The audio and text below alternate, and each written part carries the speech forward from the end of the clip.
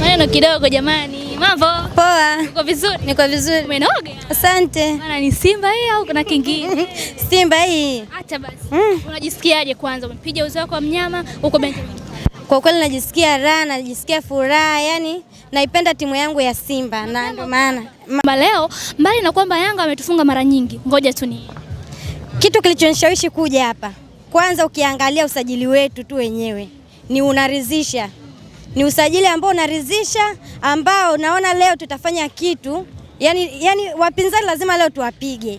Kumbe mmeshajua kwamba leo mnakwenda kufanya. Yani leo lazima tufanye jambo, wapinzani tunawapiga leo. Yani kivyovyote vile. Safari ya Young Africans afurukuti. Afurukuti kwa lolote. Hofi pengine? Hapana, unajua nikwambie kitu. Huwezi kuhofia kitu. Yani kwanza unatakiwa ujikubali mwenyewe.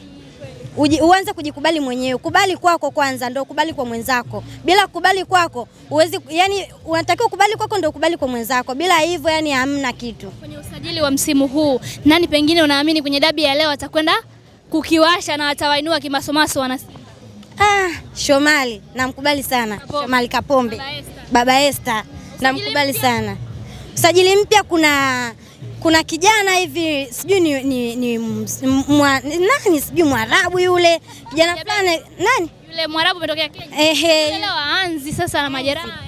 Okay. Yule aanzi afu pia mnamkosa Kante, mnamkosa Soa. Huoni kama ni pengo hilo kwa Simba? Ya hata kama tunawakosa hao, wachezaji wetu wako vizuri sana. Wako vizuri mno. Amofio kina Pacome na Mzize tena jamani. Yani kina Pacome sijui kina Mzize, yani hawa tuwaofi kabisa. Sisi tunaangalia ili la leo, lazima tuwapige, yani lazima tuvunje. Mtu mpya wanamuita Duduwasha. Umemsikia? Huyo Duduwasha wewe, waache atawasha wengine lakini sio Simba. Acha basi. Atawasha wengine lakini sio Simba, mimi nakwambia. Tumeamua nakwambia usikubali. Na tutakubali. Hao mnabeba. Tunabeba, lazima afurukute. Tumie salamu wapinzani kwamba leo safari hii nyie ndo mabingwa watetezi, lakini mlipoingia sasa. Yani wapinzani wetu niwaambie, nyie ni mabingwa, mmetushinda mechi hizo zilizopita, misimu iliyopita kama kadhaa hivi. Lakini leo tunakuja kivingine. Tunahakika tunachukua kombe na tunaondoka nalo. Tena tunalibeba hea juu. Niambie.